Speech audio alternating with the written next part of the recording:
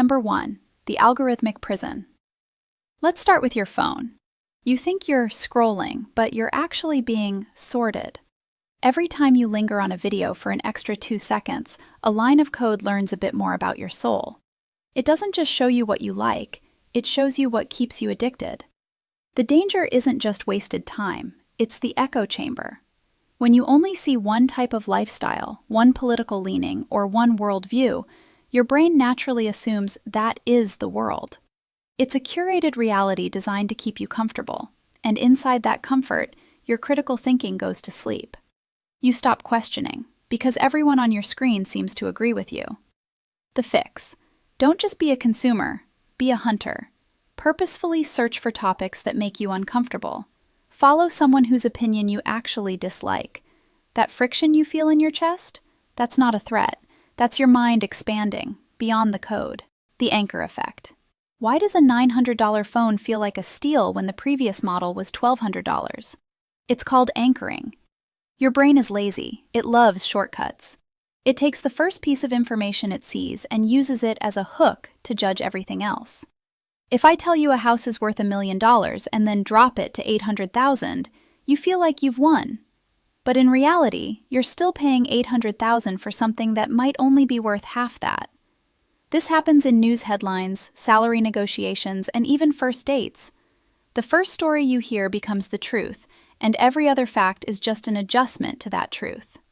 The fix. Before you make a decision, hit the reset button.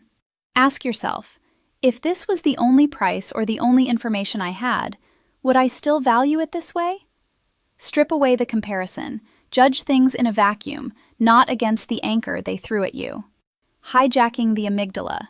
Think about the last time a headline made your blood boil.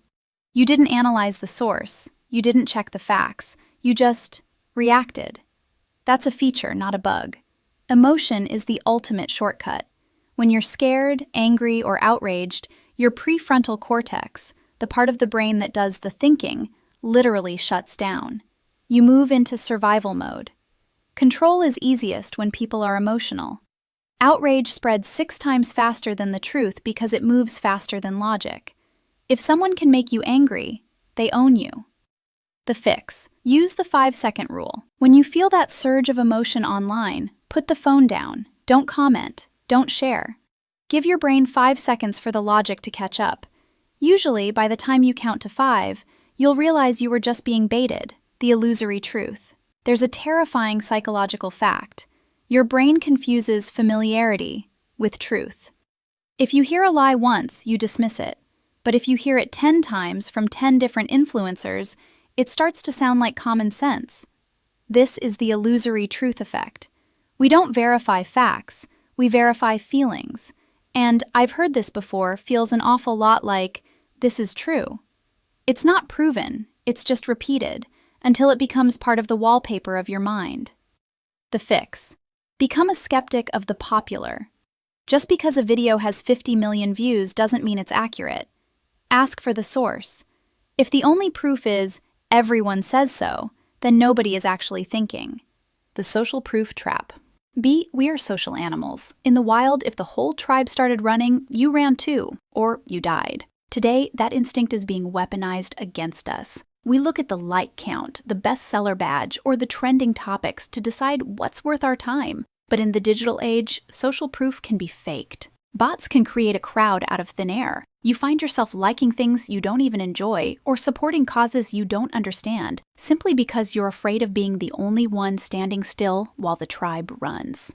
The fix. Practice being the odd one out. Ask yourself, if there were 0 likes on this post, would I still care about it? If the answer is no, you aren't following a leader. You're just following a ghost. Artificial scarcity.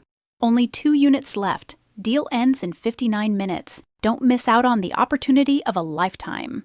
This is manufactured panic. When we fear we're going to lose something, we lose our ability to think. We act on impulse. High-pressure sales and FOMO are designed to bypass your judgment. They don't want to convince you. They want to rush you. Because a rushed mind is a vulnerable mind. The fix. Remember this. Most once-in-a-lifetime opportunities come around every Tuesday. If someone is pressuring you to decide right now, That is your signal to walk away. Real value doesn't need to scream at you to hurry up. Slow down on purpose. Give yourself space to think. The art of framing. How would you prefer your burger? 80% lean or 20% fat? It's the exact same burger, but one sounds like a fitness goal and the other sounds like a heart attack. That's framing. The world isn't presented to you in facts, it's presented in frames. Media outlets don't have to lie to control you. They just have to choose which part of the story to put in the spotlight and which part to leave in the dark. You aren't reacting to reality, you're reacting to the packaging of reality. The fix. Always flip the frame. If someone tells you the success rate, look for the failure rate. If someone shows you the benefit, ask for the cost. Once you see both sides, the frame loses its power. The "my idea" fallacy.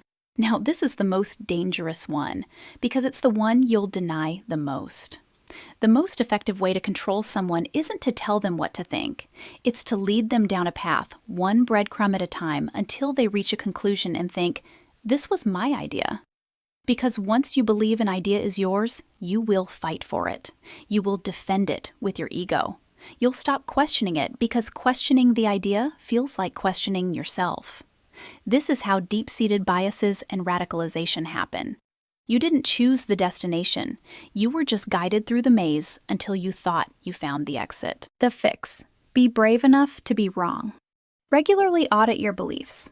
Ask, where did this thought actually come from? Did I build it or was I sold it? Growth isn't about collecting more truths. It's about having the courage to prune the lies you think are yours.